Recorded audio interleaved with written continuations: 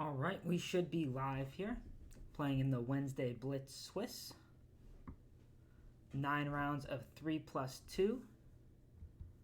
And we are seated 4th at the moment. Probably will get kicked down a couple of slots, 19 people in so far. And it starts in about 1 minute.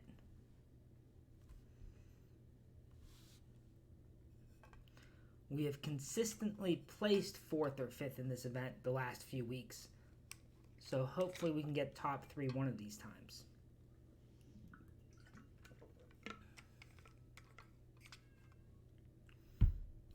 That being said, with both Graham and Alex here, that could be a little bit challenging.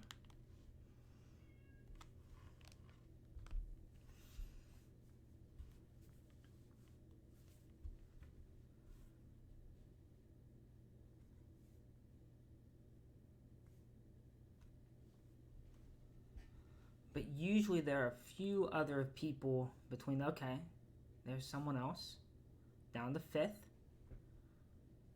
I'd still like to go for 3rd. I think that would be a really good tournament for me. My rating is much lower than it's been in a while.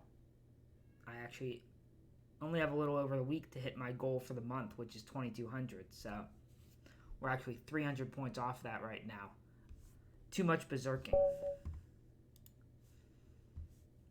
All right, and here we go in game 1 against Yogi Patel.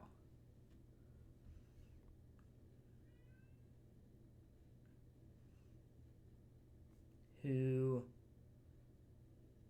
may not be online right now.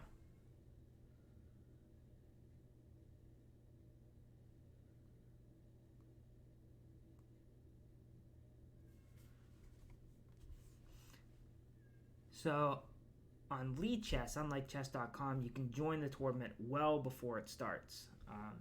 And sometimes people will join and then something comes up and they're not able to make the start time. So this could be the case here. Maybe he's having dinner, finishing something up.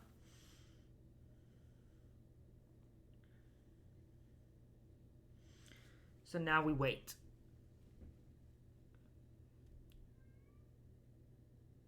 Not super exciting, but it'll give us a free point, and then we can jump in and watch a couple of the top games.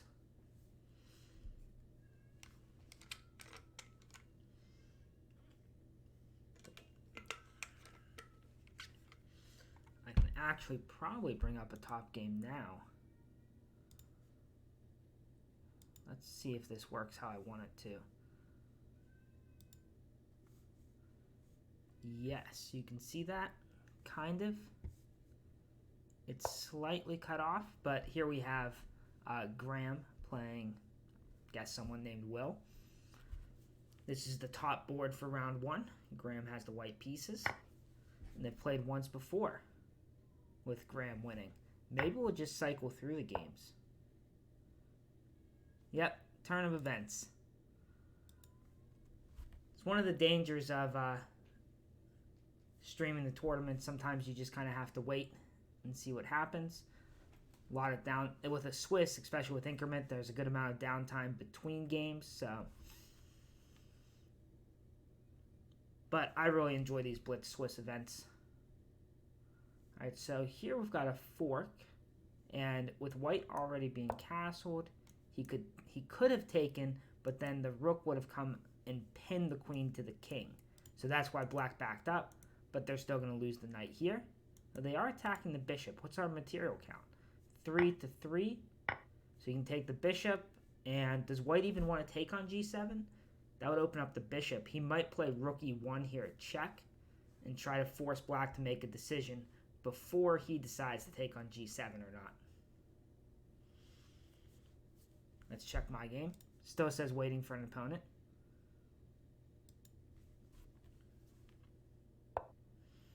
Yep, he plays rook e1 check, as expected. And we're going to cycle through, especially since I'm relatively live.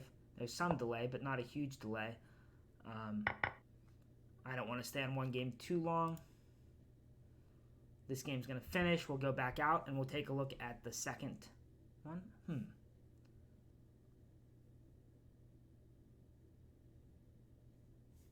Why is everything slightly offset? I'm not sure. We'll fix that if needed. Okay. And let's take a look at board number 2. It is all offset. It's weird. Was it offset when I was in my game? Maybe it's just because I'm spectating. I haven't spectated before on lead chess, so that might be it.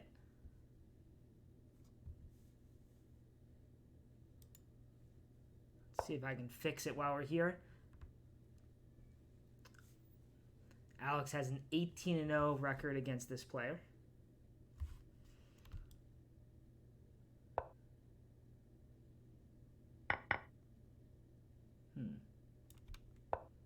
Is it this one? It's this one that's doing it. Okay, at least now you can see the whole board. Their seeding numbers are slightly cut off, but we're not worried about that.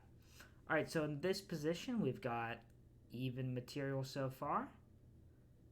And Alex is down on the clock, perhaps distracted by the baby. Ooh, is that bishop trapped, though? Kind of a strange place for the bishop to get trapped. Now, with the Inkerman, he should be fine. Shouldn't run into too much trouble. Alex looks for a queen trade since he's up material. And he should be able to convert that. A little raging finger. Alright, let's head back and see if there are any other games we want to jump in on. We've only got 3 left here. Looks like... you can't see it. Okay. Looks like Precisions is up by a piece here. So as long as he is able to consolidate that G-pawn, he should have no trouble. Yep. And his knight going back or forward to attack the pawn, and that will be an easy win there. Okay, what else? In the last game that we haven't viewed yet is at Memphis against Krish. And we see that Krish has 2 pieces for a queen. So black is winning this position and up on the clock. I'm doing pretty well. How are you? Attacking f2 here. Probably have to play rook f1. Oh, I guess he's just going to give up the pawn since there's no mate yet, but should be easy enough for black. Let's head back to the main tournament screen. And it does not appear that there are any big upsets here, unless this was an upset. Oh, his opponent didn't show up, so kind of an upset. Up to 27 players, so fortunately it got larger. Glad you're doing well. Thank you for the cheer. I appreciate it.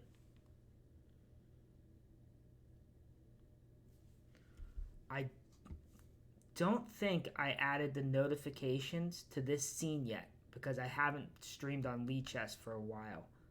So I apologize that you didn't get any kind of music for that, but I do appreciate it. Wow. Lots of people talking in the chat.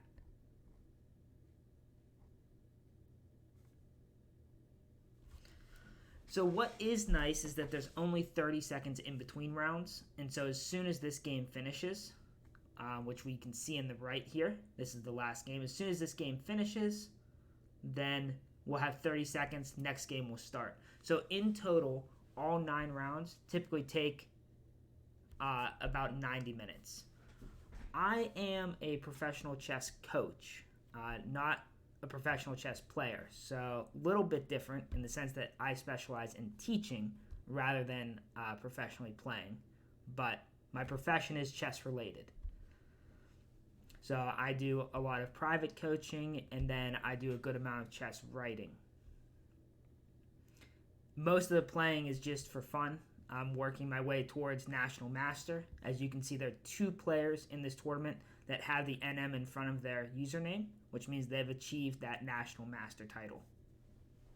Thank you. Yeah, I'm pretty lucky to be able to have chess be my profession. I was previously a history teacher. That's what I went to school for. And then I was offered a full-time chess job in another school, and that kind of started it all. All right, and black's about to checkmate here.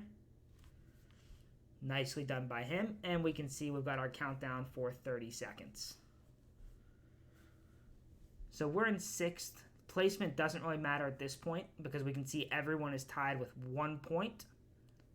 Total of 1 point. And then we all have 0 for that number on the right, which is our tiebreak. And that number, the tiebreaker, is determined by the number of points your opponents that you've scored against have gotten. So a little confusing, but if you beat someone that has 1 point, you get 1 tiebreak point. All right, here we go. Game number 2 against MK Ozier. So we're getting a little fortunate with the pairings so far. But we'll try and make this exciting. Okay, so F6 is a mistake.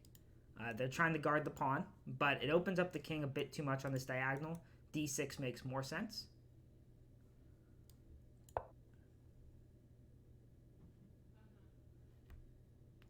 And so, well, good luck on your history exam if you haven't had it yet. And if you already had it, I hope it went well. So if you want to inquire about that, you can send me a message on Twitch or on LeeChess or on chess.com. My username on everything is chess in black and white. So your question is fine. I just don't discuss it on stream for obvious reasons. But yeah, if you just send me a message, I can reply and give you an answer worth your time. So I'm attacking the knight. He might exchange bishops here. He does not. All right. I'm going to go ahead and take his. I probably should have taken on e5 to expose his king more. Thank you for the follow. I appreciate that. All right, and he's probably going to go kingside. Let's kick his knight. His knight only has 1 square that isn't really awkward.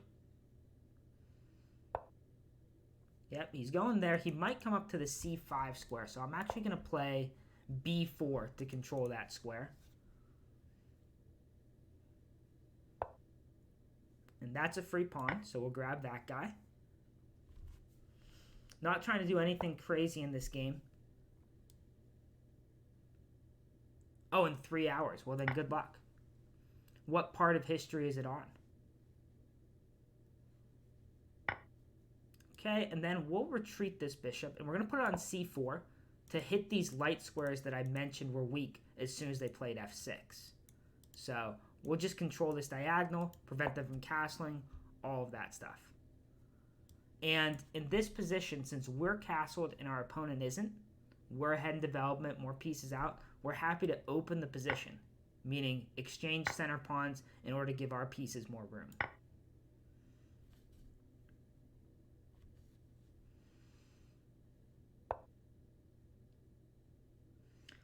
All right, now we might be getting to a position that just has some tactical wins for us. Don't want to spend too much time on it since we already have a good position. Yeah, in fact, I'm not even going to look for anything where I might be sacrificing a piece. Just consolidate. Keep things simple.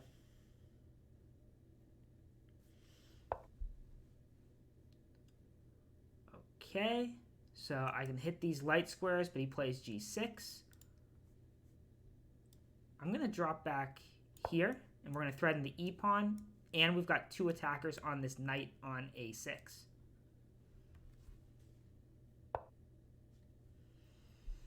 Alright, so I can capture the knight. I can also just capture the e-pawn. That's probably a good place to start. Now I'm actually on the knight twice again, so that works out. I can take with my knight for a fork on the king and rook at some point. Take with the queen, try and trade off pieces. His king is not going to be safe. Alright, let's capture with the knight. And we're threatening knight e6 check, which will be a fork of the king and queen. Alright, so he deals with that by countering, but actually that isn't going to work, I don't think. Because I go check, and if I take the queen, if his king's on g8, I'm actually pinning his knight. Yeah, so now I take the queen and his knight's pinned, so he can't take my queen.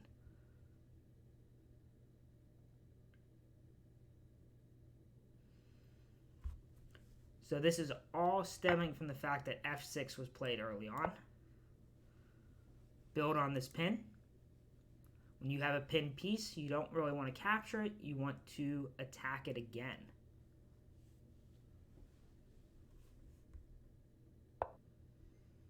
Okay, now his pieces are tied up. So we're going to bring in a rook, and we're going to look to try to attack it another time. His king can't go anywhere, so he actually cannot physically attack any of our pieces. Now we're looking for rook captures knight. All right, we'll take that. And mate will ensue soon.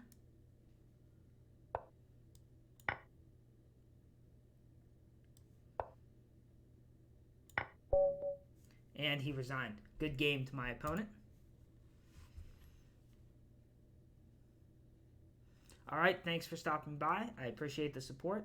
Have a good meal, and good luck on your exam.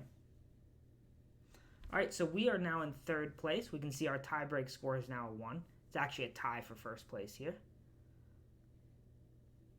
There's actually a tie-break after this, which is something called the performance rating, and that's how they're sorted, I believe.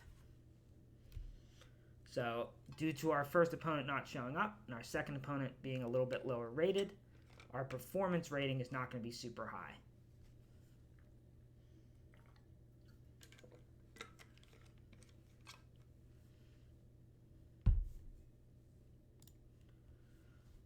And we'll refresh our page here, and we can see that Graham is still playing. Oh, you can't see.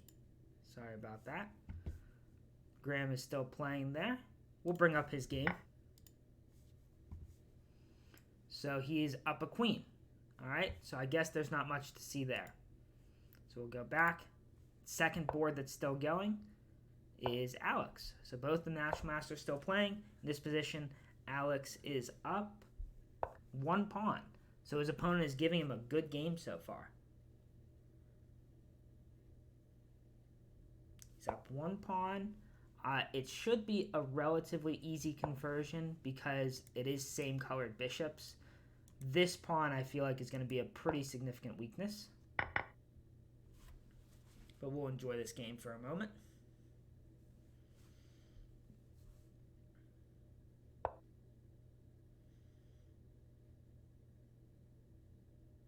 Now he's got to decide whether or not to trade off the bishop. We'll come back to this one. I want to quickly look at the other game. Memphis Maid jumped in. Another strong player. We've faced them several times.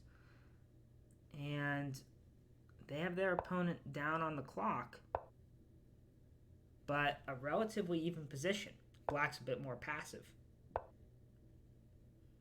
And that was a free piece. All right, so that's the end of the excitement there.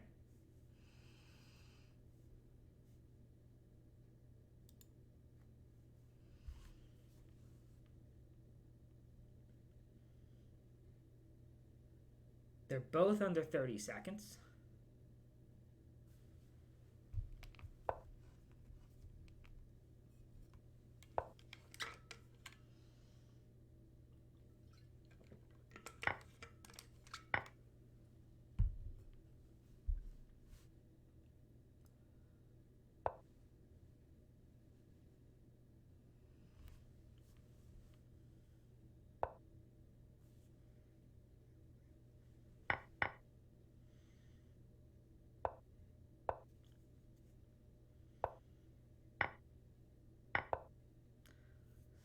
We're just going to enjoy white converting this position skillfully. Now up a second pawn. But we'll let it play out. Pushing the f-pawn there would have been a mistake because if bishop captures pawn, and if the king recaptured, then the d4. Well, I guess the knight could have captured, so maybe it still would have been fine. Thank you for the follow. I appreciate that. While we have a moment, why don't I move the alerts up so that they actually show up over the board. That way we can see it. Okay, perfect. Game over. View tournament. Thank you, Jesse, for the follow. All right, so we're in 5th place here. Big tie. 13 seconds until the next game. We're going to get paired up this game, so this is likely to be a tough one, I believe. It's 5. It's odd numbered, so maybe not. It's hard to guess the pairings. It is. Okay, so we actually got paired down again, but we'll take it. We got black in this game.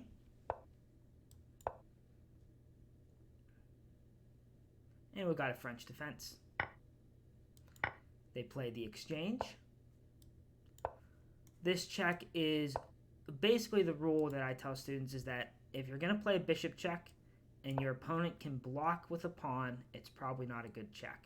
So you saw how that bishop had to move a second time, and my pawn went to a square where it wanted to go anyway. Right, if that bishop never goes to b5, I'm likely still going to play c6. We see a 3rd bishop move from my opponent. Not that the bishop has been terrible on any of those squares, but just some wasted time. Knight to d7 next, and then queen c7 in the future.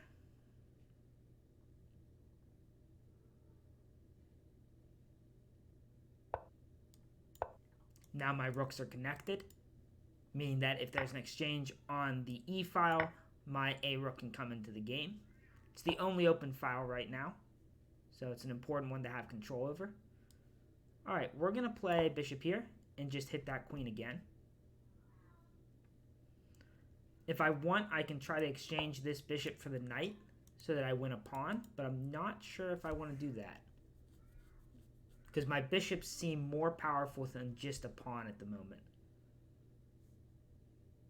So I'm actually going to let him do something. Force him to come up with a plan. Sometimes that's the best thing to do, is force your opponent to come up with a plan. Because if I start attacking and such, it'll be very obvious what he needs to do, and so it'll be easier for him than it would be otherwise. Now he wants to exchange light squared bishops, but we can see that there are a lot of weak light squares around the king. So we're going to avoid that. We'll start by hitting the knight, just because there's a pin. That's a free pawn, so we'll take that.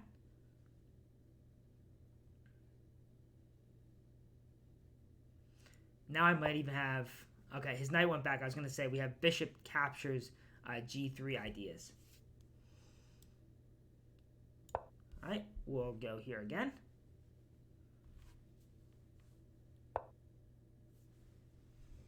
His knight's running up the board. We've got that other knight pinned.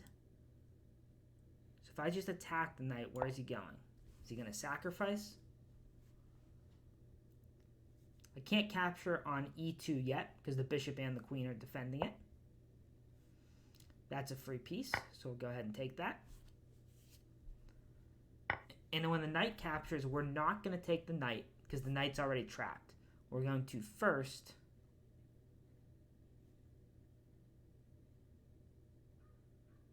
which way should we take? First take with the bishop or first take with the rook? Let's first take with the rook. Now we're threatening some discoveries. And they resigned. Queen e7 coming next. All right, good game to my opponent.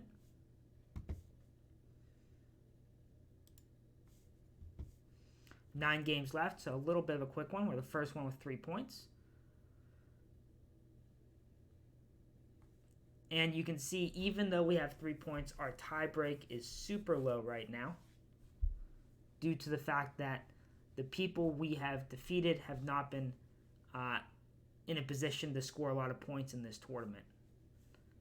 First opponent, of course, wasn't there, and then we got to play down the next 2 games. All right, so let's bring up a game for our viewing pleasure. We have Graham's game. Just bringing up the top board first each time.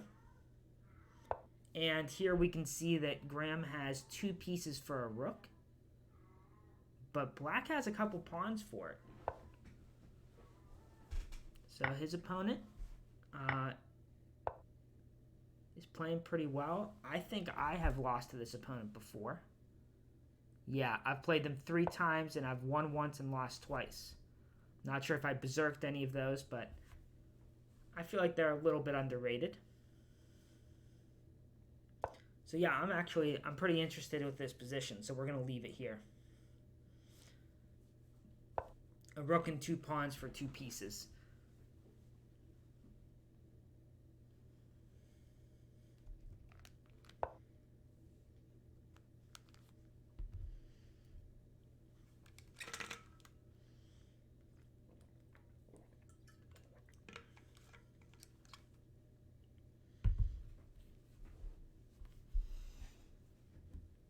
An even time, too.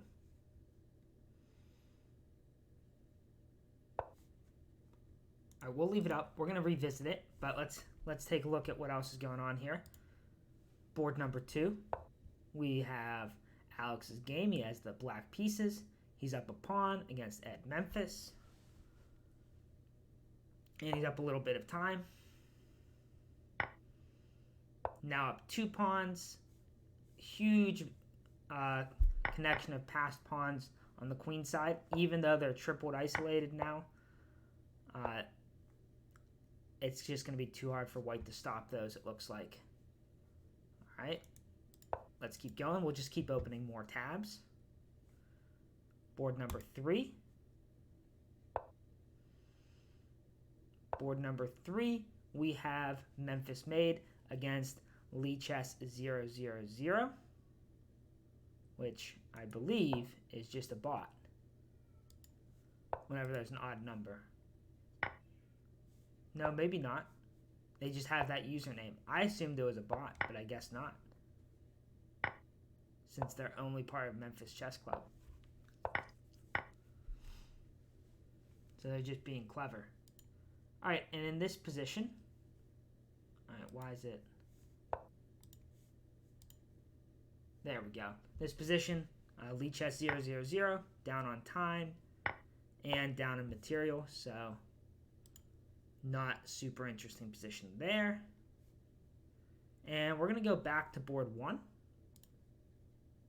Right, this game finished, and Graham's game is still going on. We have 2 rooks versus the 2 pieces, and it looks like Graham has gotten a pawn back. So we can see that the rooks have not been able to coordinate yet. And the pieces, the 2 pieces, minor pieces plus the rook have. And so now we have 2 pieces versus the rook and the pawn. And the black king is actually on the run.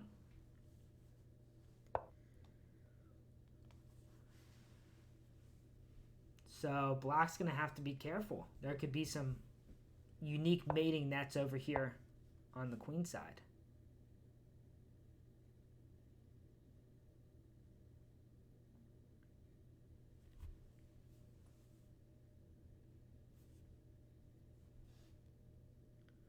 In 20 seconds, even with the increment, is not very long to figure out a complicated, unbalanced endgame like this. So he goes after the knight. And he retreats it. Okay. But... oh. And that's a fork. And that's material. And that's the game. Oh, there's the rook too. When it rains, it pours. Okay, back to the tournament. We've got 1 game left, a game we have not looked at. We'll bring that up quickly. Jonathan versus Turkish Lion. I heard Turkish Lion had quite the performance in the anti-chess tournament Memphis had recently. And it looks like here, he is down a couple of pawns. Both at 20 seconds. It's a queen endgame, though.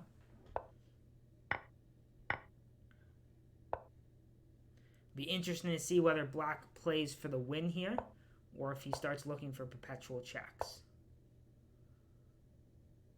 He's letting that white king run up the board, though. In queen endgames, often the strategy to win is to run your king up the board. That way it can work with your queen to help create threats. And this is just a winning king-pawn endgame, it looks like, because that black pawn is not meaningful. King e3 wasn't good. Wasted move, but shouldn't matter.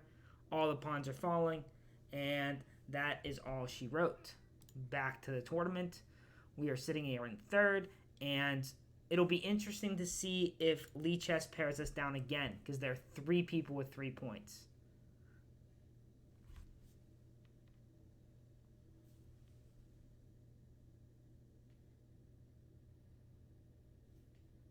$10. So we're either going to be playing Graham, Alex, or playing down against probably Memphis Maid.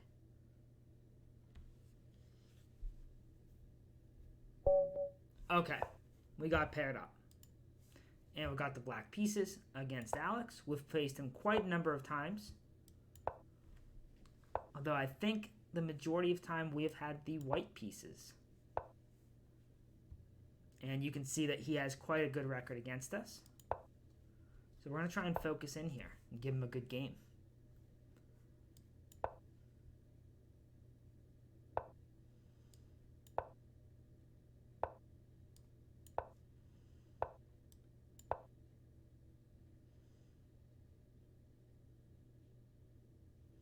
Looking to be solid so far. Bishop b7, rook c8, and I'll play c5 at some point. This rook will likely go to the e-file. Not sure where my queen belongs yet. This bishop, perhaps it should already be on d6. It's actually one of my bad habits is playing bishop e7 too often in positions where there's the possibility of bishop d6 with more activity.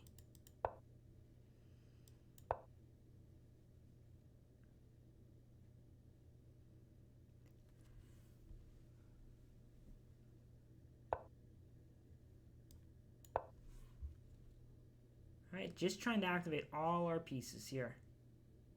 Do have a nice little time advantage going.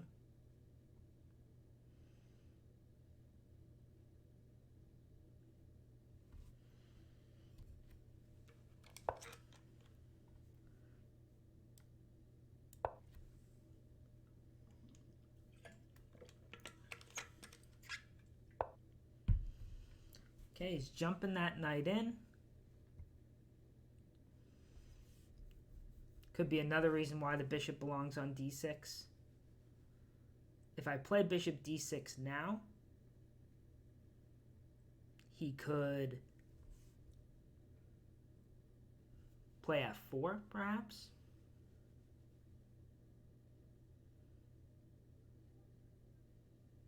I can also just move my knight to the f8 square and over towards g6. I think I'm going to do that. I'm going to keep the knight on the board. Trading on e5 and allowing his pawn to e5 probably isn't a great idea, even though it blocks the diagonal of his bishop. Okay, so he goes for e4 right away. Interesting.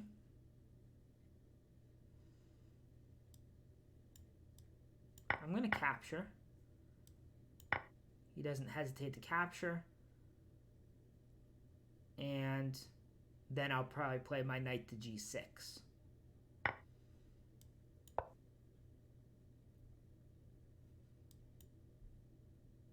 Not expecting him to trade there, but we'll pre-move it anyway.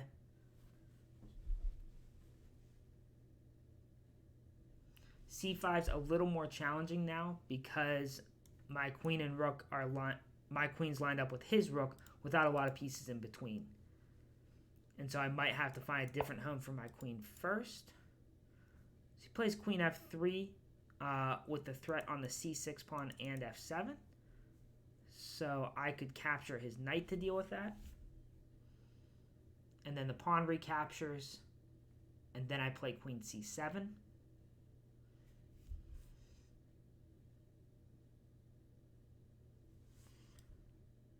Yeah, we're going to try it.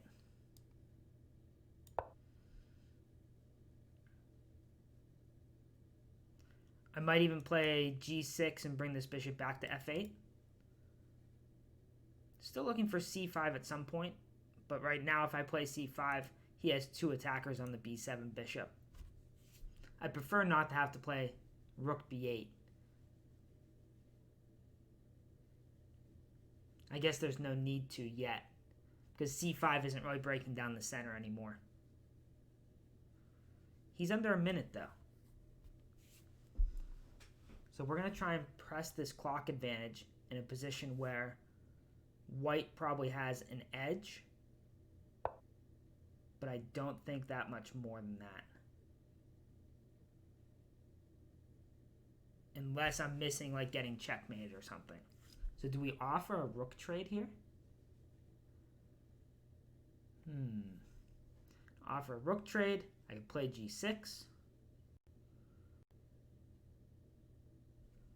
I could play rook b8.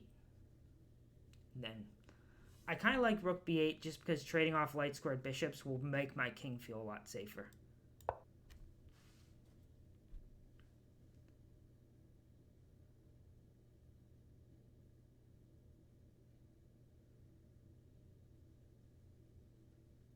Things will get pretty complicated if he doubles rooks here. He'll have some threats on the d7 square. Oh, he sacrifices. Okay. I didn't think this worked. But perhaps it does. So king captures, queen check, king back, rook over. Maybe it does work. King captures, check, over. Yeah, I don't think we can take it. With the bishop on e7, I've actually taken away an escape square for my king. I can push the pawn, attack his queen. His queen's going to move. Then I could move my queen and then try and trade rooks. Let's try this.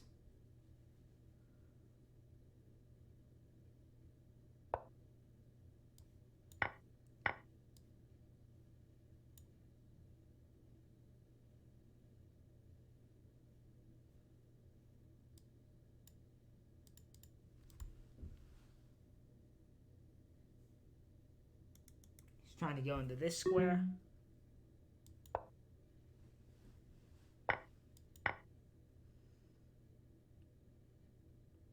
And I'm trying not to get checkmated.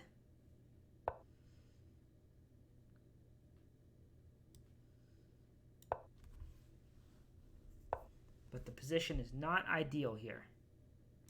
He's threatening mate on these two squares. I don't think I can stop it. Yeah, couldn't stop mate on both those squares. Good game to my opponent. Yeah, underestimated bishop captures f7 there. Tough one.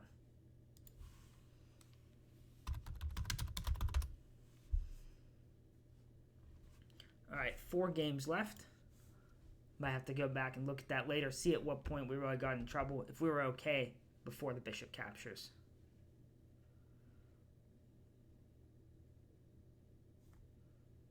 Alright, doesn't look like any of these remaining games are near the top.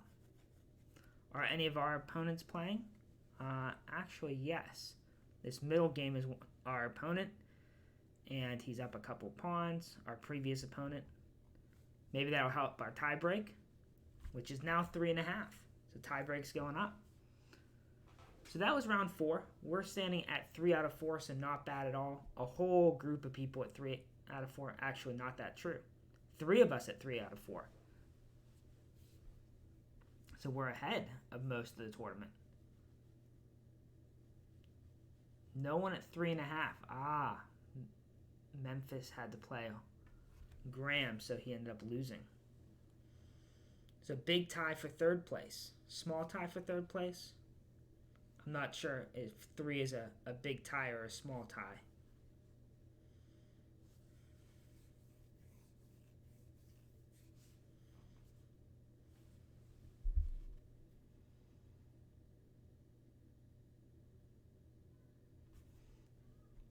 We're 3 out of 4, but it looks like we've lost 1 point in rating so far today. We have not played anyone close to our rating.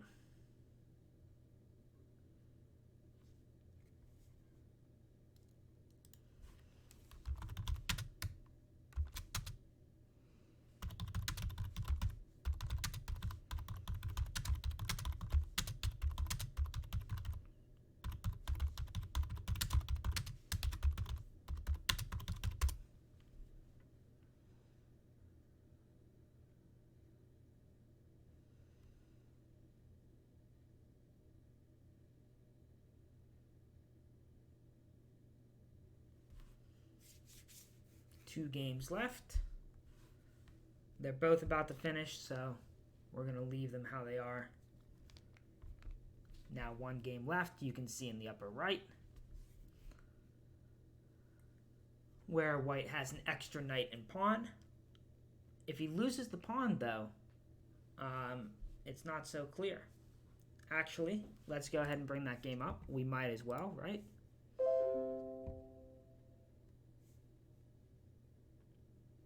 I think that was my computer telling me it wants to update or something. Okay, so black has offered 3 draws, and white has turned them down, as he should, considering he's up the material. But white needs to come up with a plan.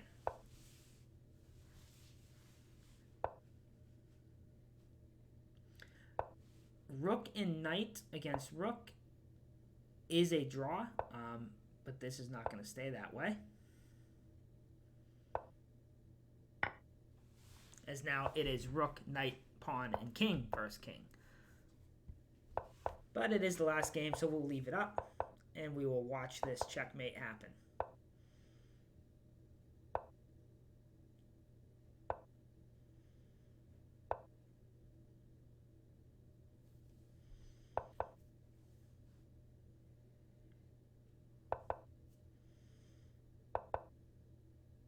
With the increment, the time just does not matter in a position that is clear-cut. Okay, back to tournament. We have 30 seconds. Due to tie breaks, we are actually in a tie for 4th. As I said, I've been coming in 4th or 5th quite often, so we're right where I've been lately. But good chances. I'm feeling good about tonight.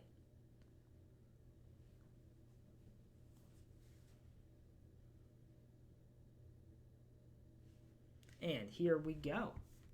Let's see who we got. Ed Memphis. Okay, a tough opponent.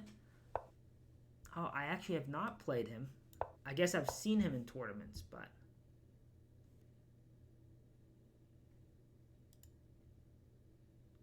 why are all of them shifted a little bit?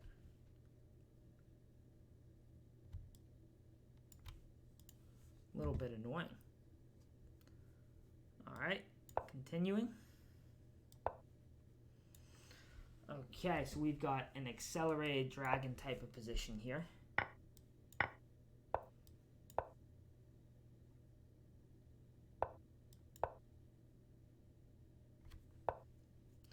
Transposing into a normal dragon position. And he hasn't castled yet. Bishop d7 before castling, a little bit unusual.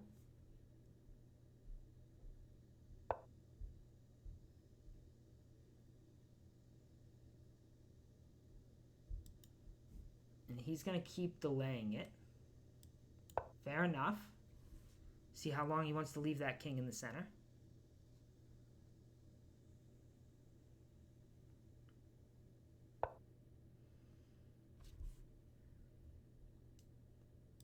And if I push that knight back,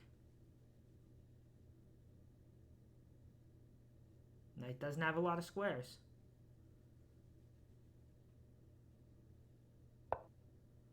I'm going to go ahead and queenside castle, get myself a little bit safe here.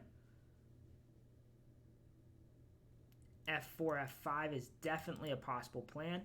Bishop H3 is a plan that I don't often use, but I know is a possibility. Okay, I think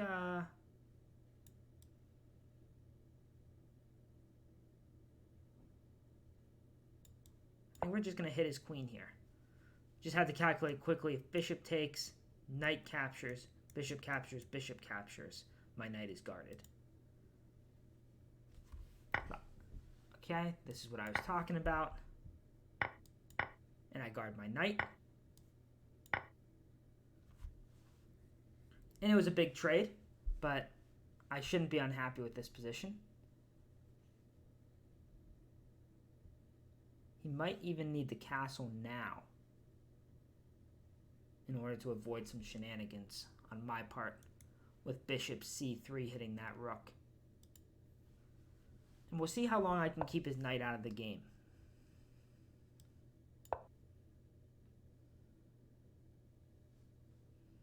Not as long as I'd like, it seems. If I can get both my rooks active, that could be something.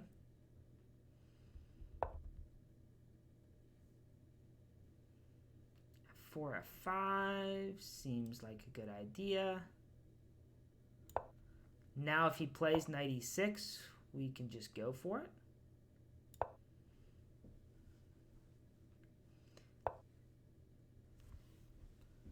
Bishop g2 or bishop d3. Bishop g2 seems appropriate, guarding the pawn and also clearing the f file from my rooks.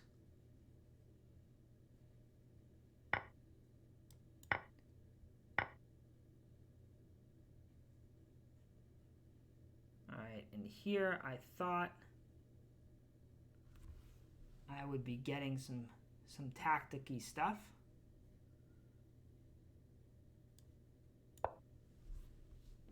We'll see if we can hit that bishop. Okay, so he's just looking to trade.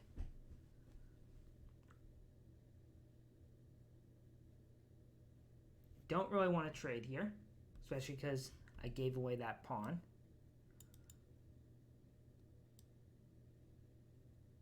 So hit the rook. Got two bishops, an open board. I don't know, maybe I didn't play this the best way.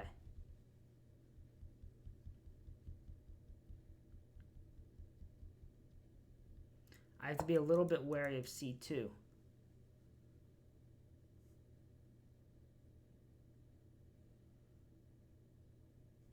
So if I go rook f4 and hit his bishop, where does it go? Backs up and maybe I try and do some doubling. This bishop is strong on this square. I've got to be careful not to move it when I'm under attack. Okay, so here I thought I'd double.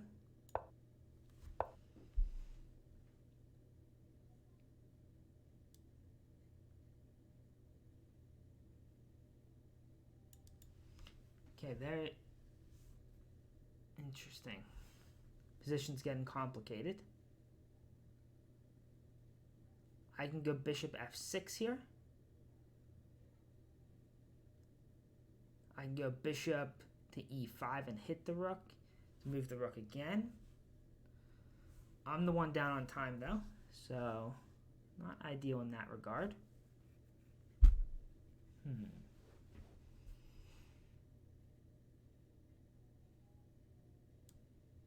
Alright, we're going to do this. Hit the rook.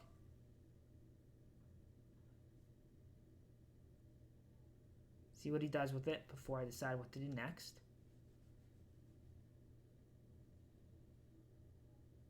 Still got to watch c2. Oh. That is not a move I saw.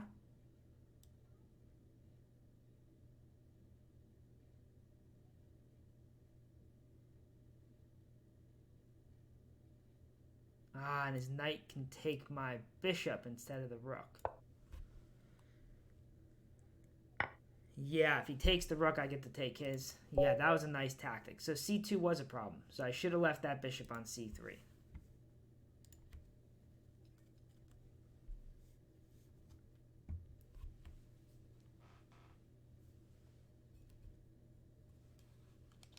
And maybe that whole trade that I made with the queens and everything, maybe that trade wasn't as good as I thought.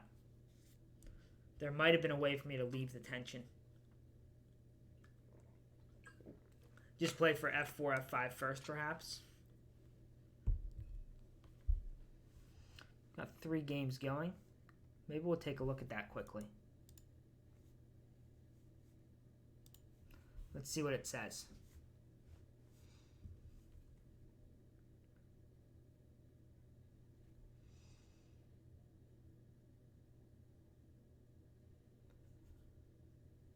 Did we miss anything big? Looks like we were okay until the very end. Probably right whenever I moved that bishop.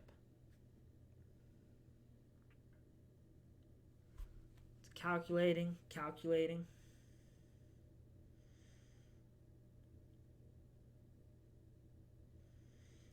Okay, looks like we had an advantage at some point. Uh-oh. The graph is going up. Looks like we had quite a big advantage. +1. Okay, I guess not huge.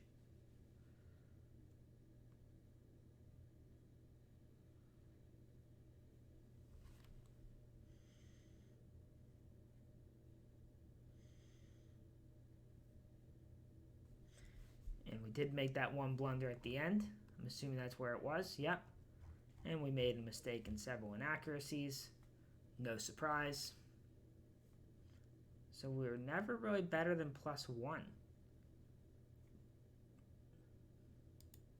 Yeah, so right here we're +1 as we expected.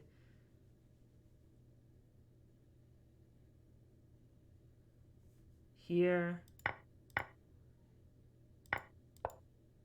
we're still good.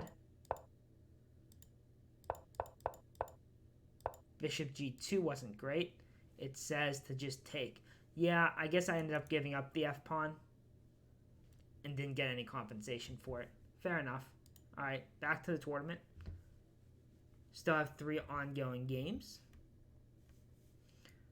And take a look at this. A big clash. Graham and Alex. A rook-knight endgame. Graham up a pawn. Their overall score, 142 to 96 in Graham's favor.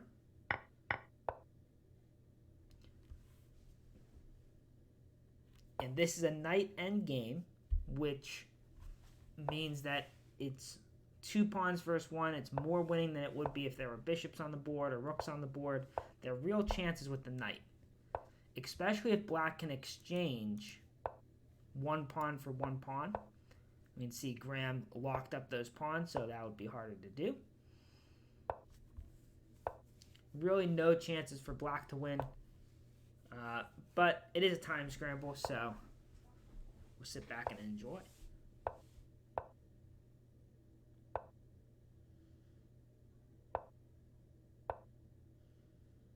He forced the knights off. Very nicely done. Maybe nicely done. The knights come off, but the king can't get in. Black has the opposition. I guess white's going to run over.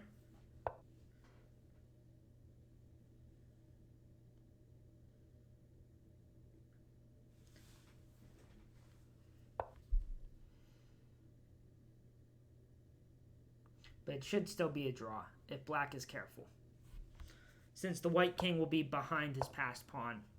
Yep, black takes opposition again. If white ever comes over here and pushes the pawn, it will still be a draw. Wow, a good game by them. As we drop to 10th place here. But we still have 4 rounds to go.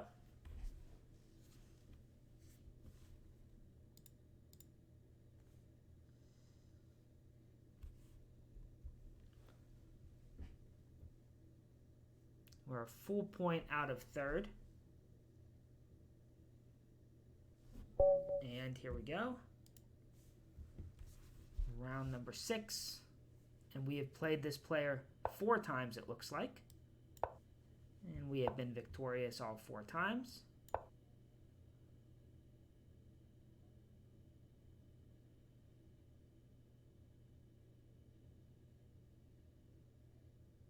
But it looks like we've had white 3 of the times. Okay, my opponent's back.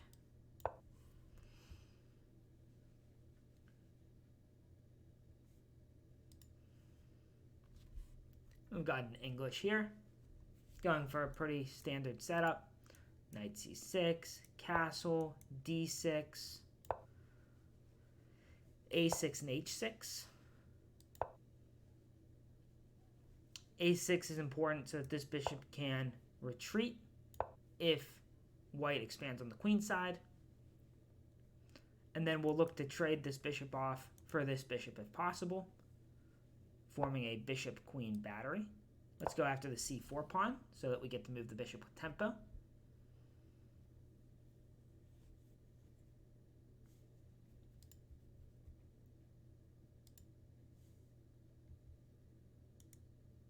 Queen d7 next. Usually they try to play h3, king h2 in order to stop these ideas. Now I've got the decision of whether or not I want to let him take on f6. I'm going to say yes. I'm going to let him double these pawns and say that he's given up his bishop and I'm getting rid of his other bishop so that there's no attack on my king. And then I might even look to push f5 myself. Maybe try and use the g file at some point.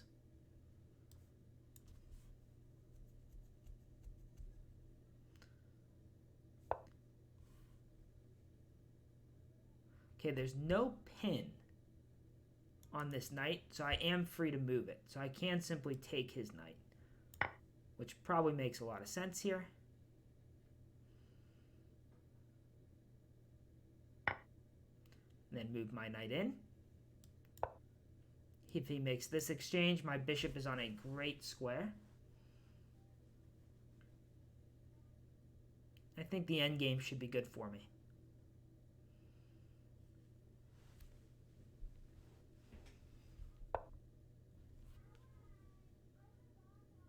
Okay, so he's looking to take twice. Let's start by taking this bishop.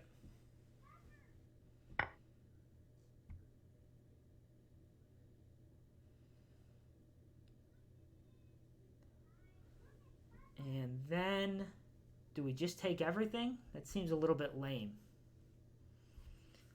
Knight captures, queen captures, bishop captures, queen captures. He avoids the bad pawn structure.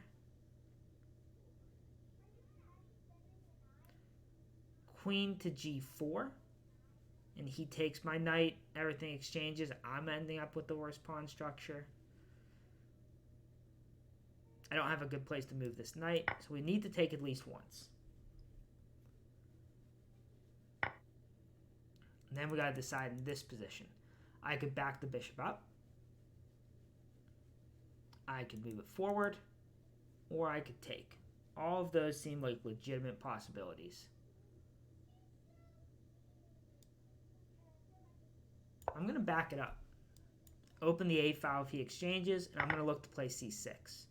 Feels like there should have been a little bit more that I could have gotten out of this position. I've got something to play for. Alright, so if he plays queen there, stopping me from playing c6, I can play f5 and open things up. f5, f4. So let's do that. I've got to be a little careful. c7 can be weak, so I want to create some play on the king side so he doesn't have time to build up against it. He wants to open things also. A little surprising. Alright, I'll capture once. I'm not sure he does want to open things up.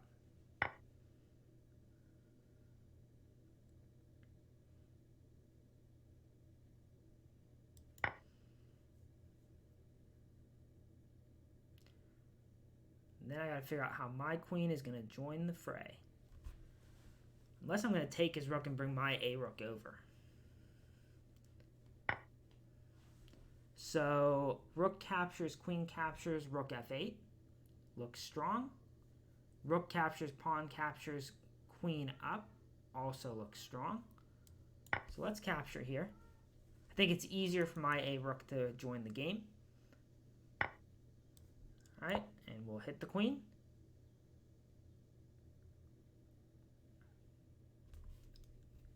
And due to the weak light squares, I think his king is actually going to be more of a target than mine. It's going to be harder for him to find a way to hide from checks.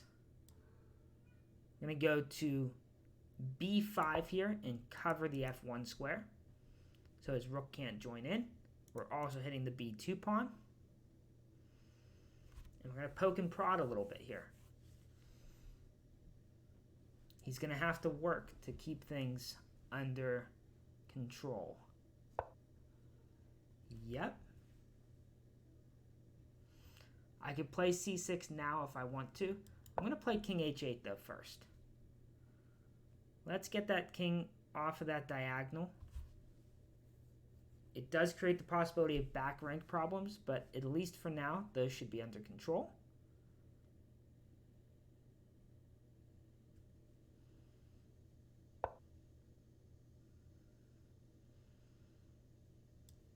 All right, come in here with check. Let's calculate a bit.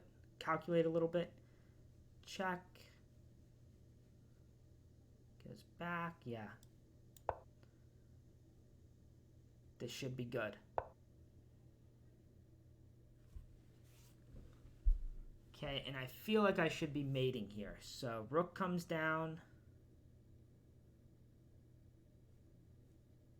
And I'm threatening mate a couple different ways, it looks like.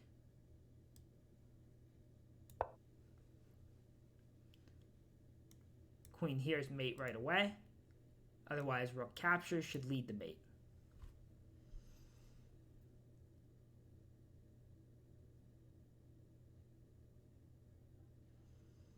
And this rook still hasn't moved. That was what was decisive in this game, is that rook being unable to get active. A good game by my opponent, though. They seem to give us a good fight each time. All right, and we are back to the home screen. There's only one other game going on, so that was a longer game for us. And we've moved up to 6th place, which is actually a tie for 3rd. Maybe, depending on what happens in this game. I guess one of these players could get 4.5. White is winning that game. We're ahead. They are up by a couple of pawns. So there might be someone with 4.5, in which case we'll be in a big tie for 4th.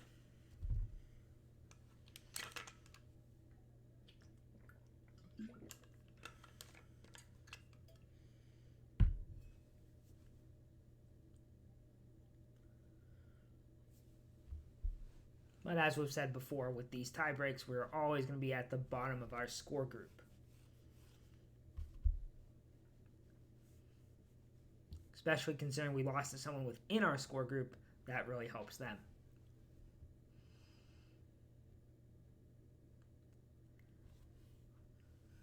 It's a little bit interesting that the two top players had to play each other in round 5, because the last 4 rounds they can't play each other again. So it'll be determined by how everyone else can do against them.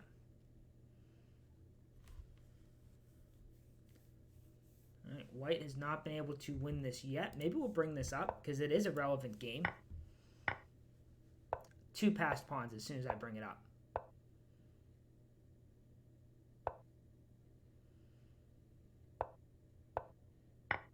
All right, I guess we didn't need to bring it up,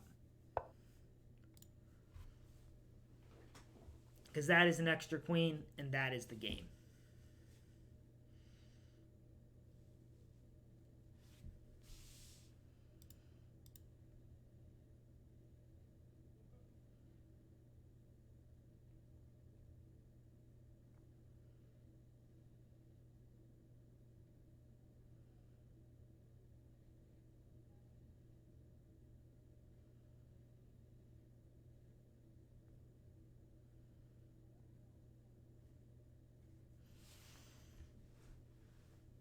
All right, 30 seconds to the next round.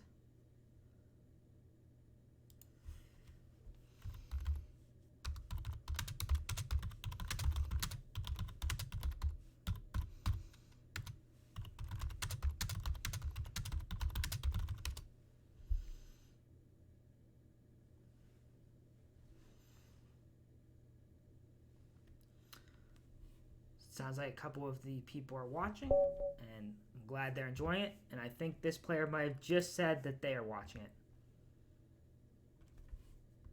Thanks for stopping by. I appreciate the support. Good luck in your games. All right, Jonathan, we have not played this player before. We have a French. Always fun.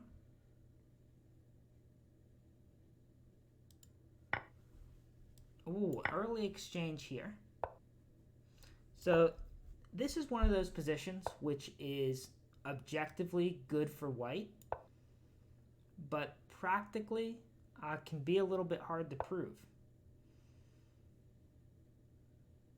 I think we're just supposed to take here.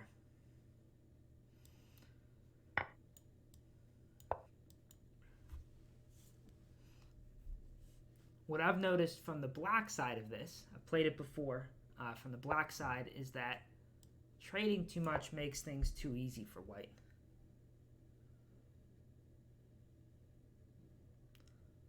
Okay, I've definitely seen that username before. All right, we're going to go here, see if they're paying attention. Gotta decide which way I want to castle. Which way do we want to castle? All right, so he saw my threat was to exchange knights and take on h7. So we're going to go kingside. I've got a slight central space advantage, but nothing huge yet. He does technically have the bishop pair. I do have the e5 square. My knight can jump in there. But before I get too aggressive, I want to make sure I've completed my development. So let's go rook e1. And the a-rook's a little bit trickier. I've got to try and figure out which file I think is going to be open next. The D file is half open, so I'll likely go there. But at least at this moment, it doesn't appear that the rooks are going to play a huge role in the game.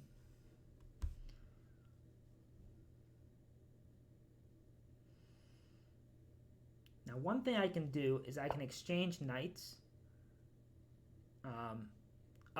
Queen there was actually a blunder. I was going to say exchange knights, and when the bishop takes, throw in a bishop h7 check to try and misplace the king. I don't know if that's good or bad, but here I can exchange knights and I can win a piece. Because the bishop is undefended except for the queen on the same diagonal. So bishop here, it's a common tactic when the bishop and queen line up. This bishop on b7 is undefended. Black needs to save the queen, and we take the bishop and just retreat afterwards.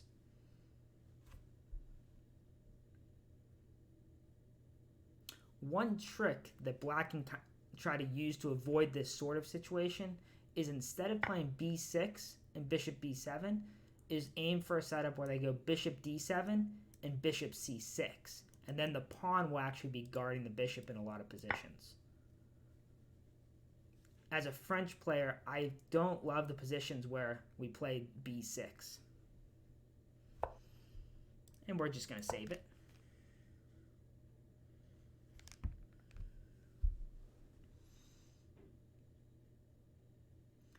Now we're up the piece, so there's no rush. I don't think I can trap his queen. Yeah, I was going to say the queen always had this square to go back to. So what do we want to do with our knight? Now that everything else is good, can I create any kingside threats? I think I can, actually. I'm going to actually bring the bishop back with the idea of maybe trying to get my queen in front of the bishop, because the light squares could be an issue. Thank you for the follow, Clay Dog. All right, he goes back there, so he is guarding the e4 square. I'm still going to go here, though, because being up a piece, the queen trade does benefit me. This is a position where the extra piece is quite meaningful because there's not a lot dynamically happening in the position, and so it's going to be challenging for black to get any meaningful counterplay.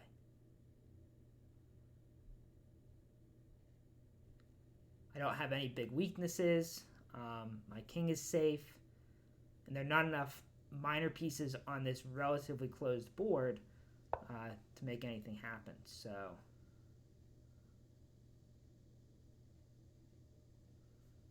bishop b5 doesn't quite work because of the pawn push, so we'll just go ahead and make this threat first.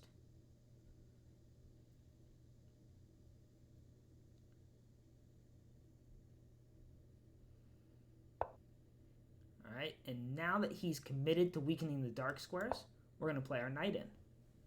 Because, of course, if we can trade off the bishop and knight, that moves us towards that winning endgame. And if he does not, he's got a lot of problems on the king side. Yep. Okay. So he looks for a queen trade here. Can I avoid it? I think I want to avoid it because there's certainly some kingside problems for him. So let's actually keep the queens on.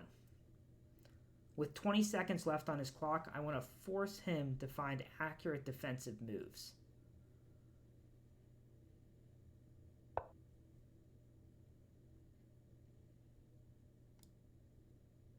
All right, we'll come back. Deciding whether or not I want to sacrifice on one of these two squares. He prevents it. But now when we take here, we're actually threatening to take on h5 also in some positions. I can probably just also take on g6 at this point. Break open that king.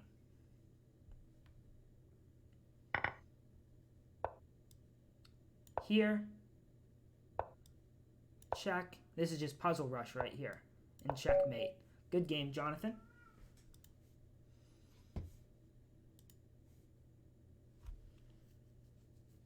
And we moved up to third place. All right.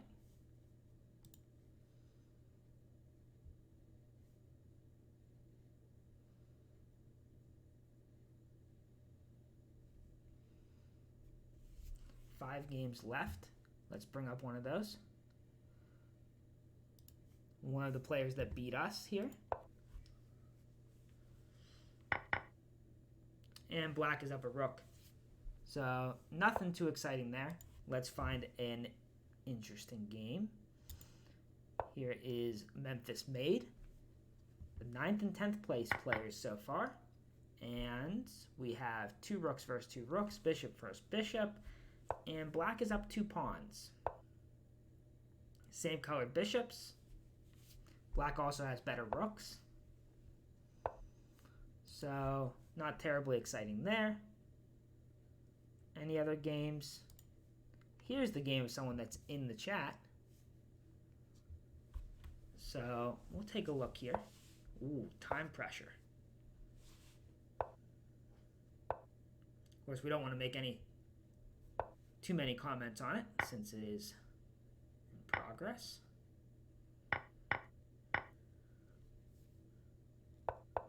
But white is up a rook, so they should be able to convert this relatively easily.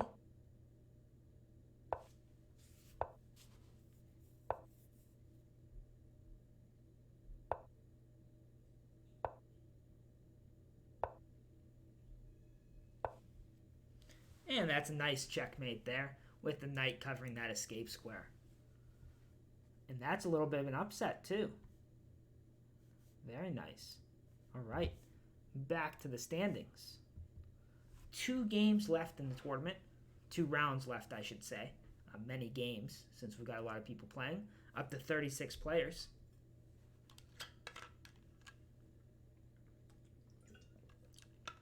And still the same 2 up top. But now we are in a 2-way tie for third with Ed Memphis, who did beat us. Granted, so who beat him? He lost to Graham. And, okay, he lost the first and second. Yeah, so his tie breaks miles ahead of us. We're going to need someone to knock him down a notch if we're going to be able to take it. Well, we need someone to knock him down a notch, and I need to win my last 2 games.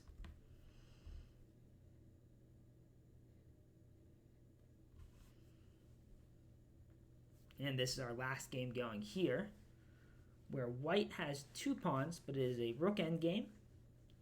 So white is going to have to play accurately to convert this, because the black king is blockading one of the pawns. And he says, actually, I'm going to give one of the pawns up. The black king is far away, but can white show the technique needed?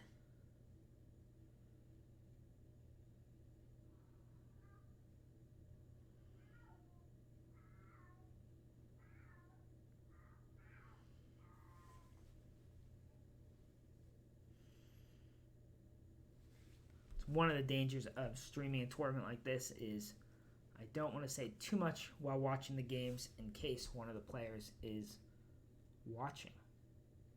But here white showed quite nice technique with that black king far away. White got the rook behind, forced the opponent's rook into a passive position. And that's all she wrote.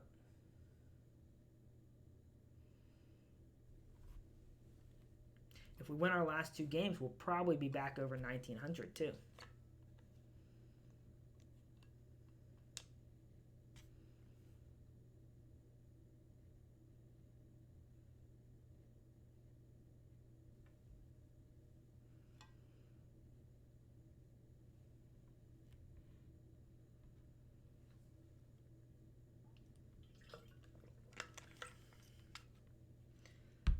And we're just waiting for this rook checkmate.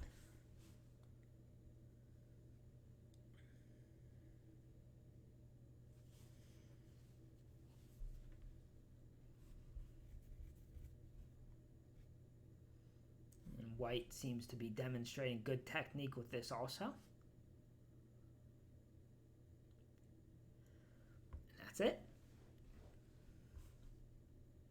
All right, 2 rounds left, and one of the people that is tied for 5th, it says paused, absent, so they may be done. In which case, there may be less people fighting for these top spots.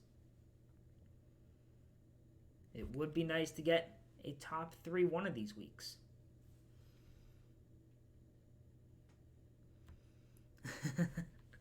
Yeah, he did it exactly right. Okay, here we go. Oh, we're against Graham. I didn't realize we're going to be playing that far up. And I'm going to play a gambit. Oh, and he doesn't accept the gambit. Okay. I will admit that I don't know this. We transpose in like a Grunfeld type position almost. Do I push forward maybe? I don't play the Smith Moore very much, but I know that Graham is quite adept with his accelerated dragons. I've actually played him once over the board and lost a rook endgame up a pawn, so that still stings. But then online I've had much better luck in my games with the black pieces. Only 1 win, but some good positions with the black pieces also.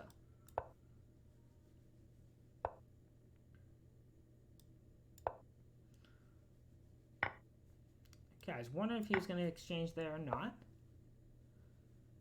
Going after this pawn. Or is he going after the bishop? Okay, so I'm actually going to take that because I want to keep this pawn safe. How do I make progress? Maybe this rook to d1. And then look to get my queen behind the bishop. Bishop h6 at some point, but his knight is on a nice square. He's trying to open the f-file because my queen is on it. Maybe we just go after the knight right away. I'm going to try and kick that knight back.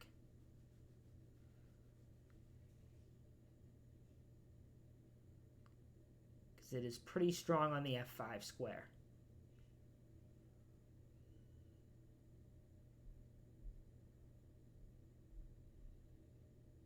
If he captures on e3, we'll probably take with the queen just to get off the f-file.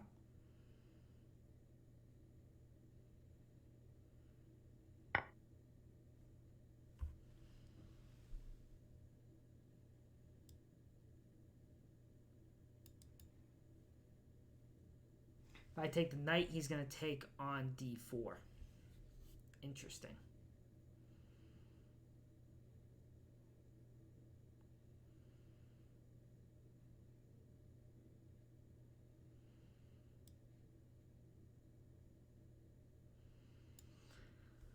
Okay, I'm going to take the knight. He's going to get to take on d4. If he so chooses. I guess he could take on f5 with the rook first. He does. But in this case, maybe I'm crazy. But I thought in this case, I can save my piece. But he might just say I'm getting checkmated over here, which is also possible. But at least for the moment, I'm going to tell myself I'm up a piece.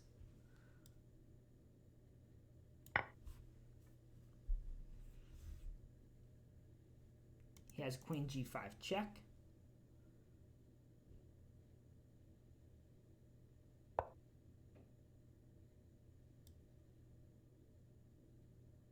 Going to a light square because of the f4 square.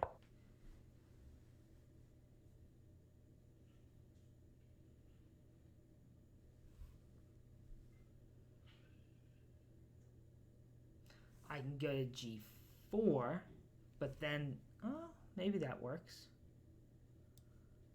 Okay, let's go to g4, because I'm actually hitting his rook after the exchange, and so he doesn't have time to take my bishop yet.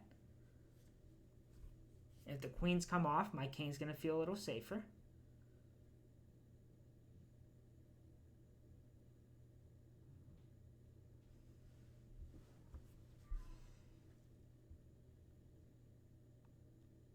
So he has to, if he retreats the queen, I'll be happy to trade bishops.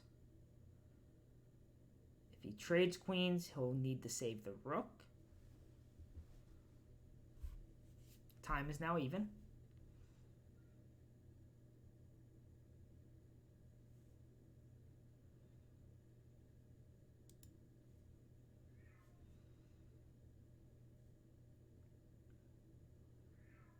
Now I've got a little time advantage.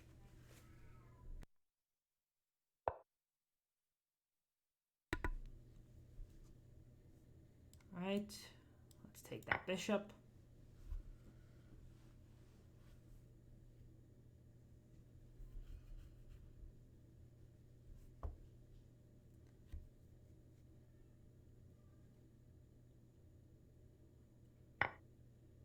And throw in this check. That seems a bit risky, considering the h3 pawn. Now he's being sneaky with this queen attack here. So maybe I play my knight over here. Try and hold everything together. Look to trade rooks. Guards this rook again.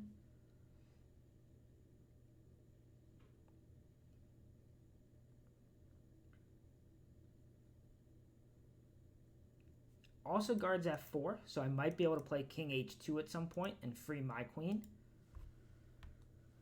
I'm under a minute also, though.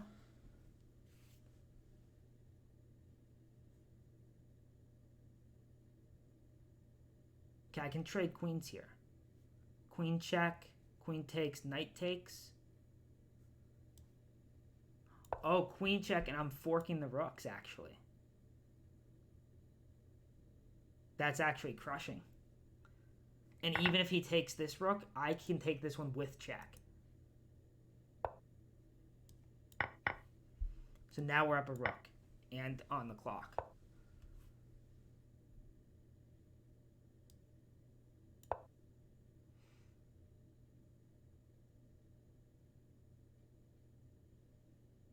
Yeah, so all because of that queen g4 move, it seemed like. All right. Let's not get lackadaisical. We still have to convert this position.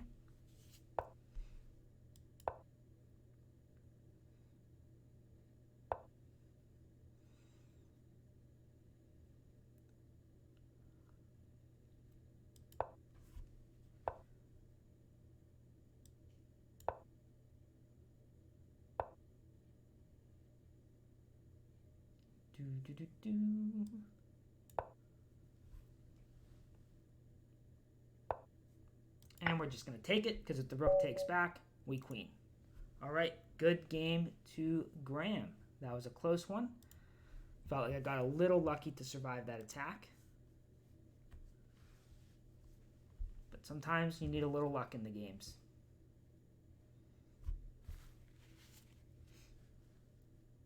Yeah, if he didn't take back on f5 with the rook, I think I was just in trouble. But taking back with the rook led to some interesting chances. One round left. We're still tied for third because Ed was also able to win his game. We both have 2 losses, but he lost the first and second, and I lost to first and third. So his tie breaks are a little bit better, but I caught up. And 2 games left here.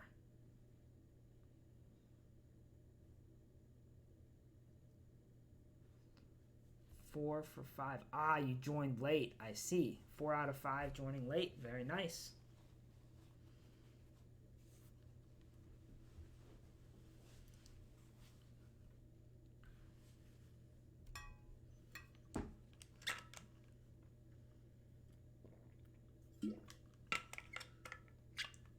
Okay, down to 1 game here where, ooh, this actually looks pretty interesting.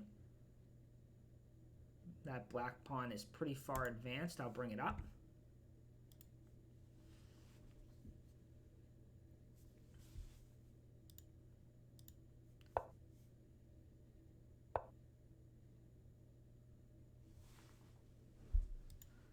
Let me make sure.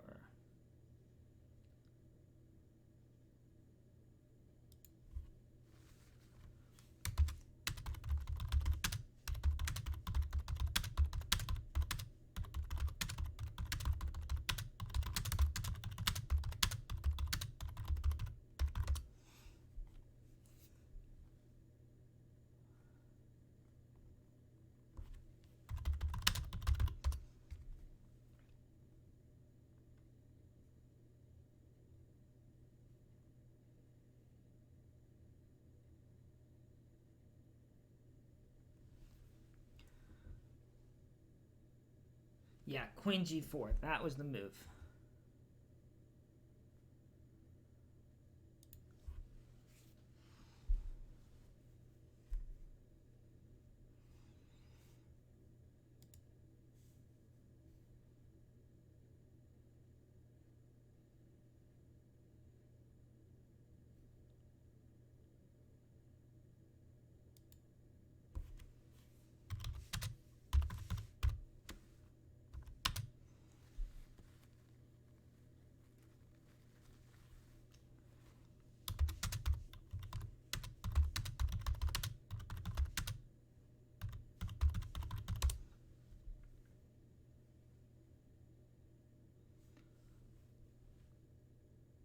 Well, I hope you're not implying that I'm typing fast, because I am a very slow typer.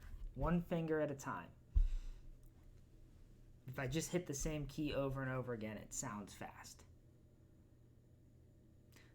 The keyboard is actually directly below the microphone, so it's probably really loud when I'm typing. Okay, here we go, final round, and we got paired down, so a good chance to end with a strong score. Another French.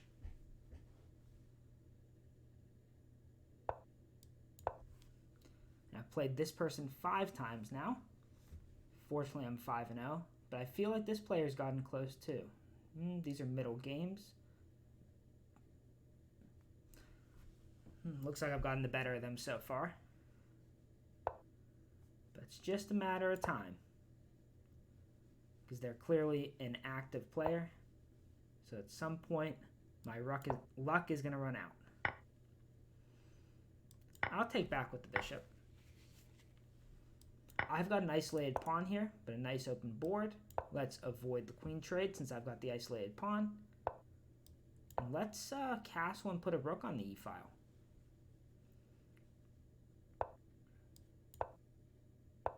The queen on e2 is a little awkward for him. Now, what do we have here? Bishop g4, he saves his queen. We can get rid of the bishops, the light square bishops, right away with bishop h3. Is that good enough, though? Is there better? I can also push d4. Push d4. There's no way for me to really check his king, so I'm not going to be winning this queen. So let's settle on this. Attack the bishop.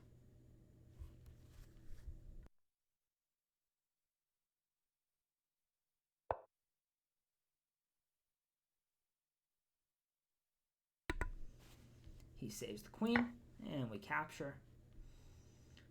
Now, typically, with an isolated pawn, you don't want to trade minor pieces. But making an exception here because it weakens his king. And the whole idea with the isolated pawn is you want to try and have active play, get some sort of an attack. And that'll be much easier without him having a fianchettoed bishop.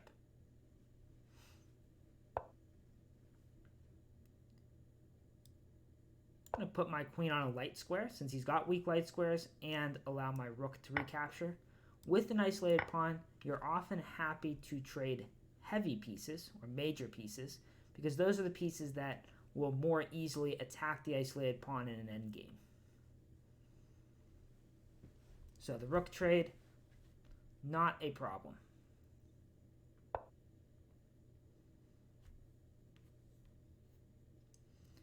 Okay, so here I could play d4, knight b5. Knight b5, his knight gets trapped or close to it. I'm just thinking d4 opens up the diagonal too. I don't have any concrete threats or concrete tactics I'm looking at here. Just trying to improve the position incrementally. So it's a move I'm probably going to want to play anyway. So we'll play it now. It goes to a4. Okay. I didn't really consider that strongly. My queen is not guarding that square. I can't take on a3. Just trying to figure out if I had some weird knight jump discovery. All right, let's come back to f8. Keep the bishop, keep the minors.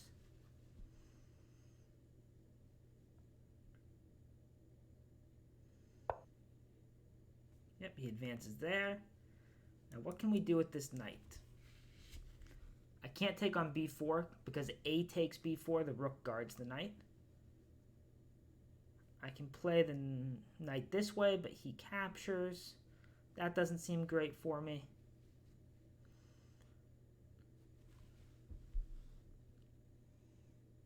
Also gives his knight a way back out, which is probably smart of him. And I'm under a minute. So, as I said, my opponent likely to give us a good game. All right, let's play this knight in and see what happens. Also guards the c5 square more.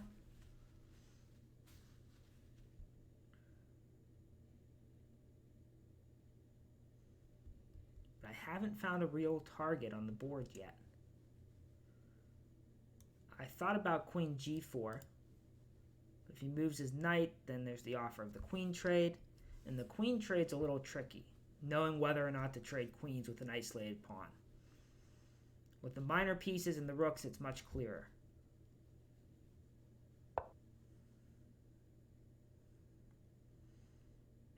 Okay.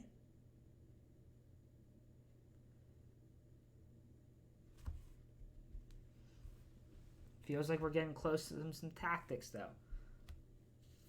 I can now move this knight and attack his other knight, and then play queen f5. I could play queen f5 right away and hit that pawn. Got to move fast, though. Low on time. Too much talking.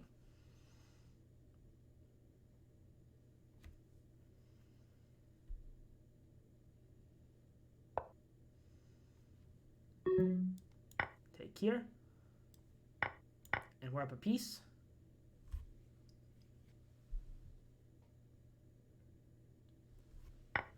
That's what we needed.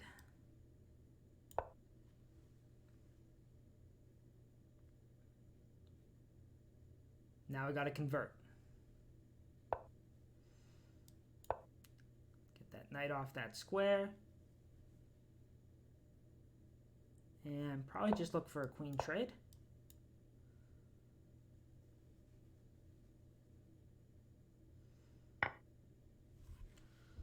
Okay, maybe giving him too many pawns.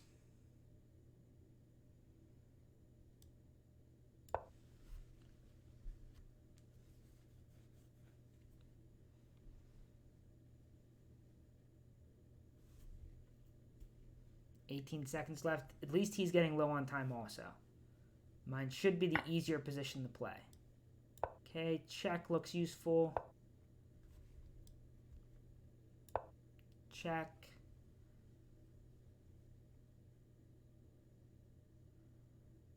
Trying to just create some little threats.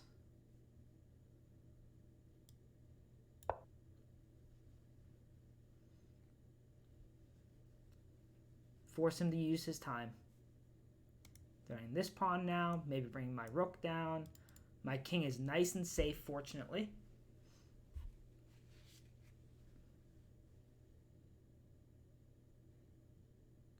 Now we're both below 15 seconds. But does he know he's low on time?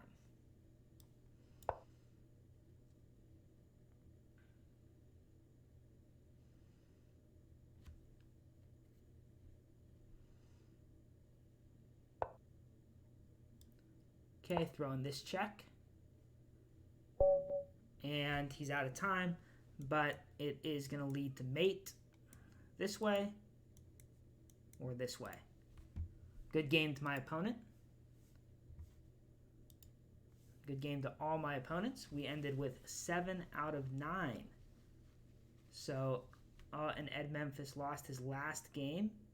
So it looks like we will take third place, finally. So that feels pretty good. 36 players, right behind both of the National Masters. We got that game that we won against Graham, so that felt good. Third place. I didn't hear any music for us, though. Performance 1901. Yeah, we played down a good bit in the game, so our performance rating wasn't anything special, but not great tie breaks, but a good tournament. Thank you. Good job to you also. Looked like you had a good tournament, even though you lost your last game. Thank you, everyone, for watching. Thank you for the follows, the donations, the support. I hope you guys have good luck in your games, and I will see you guys next time.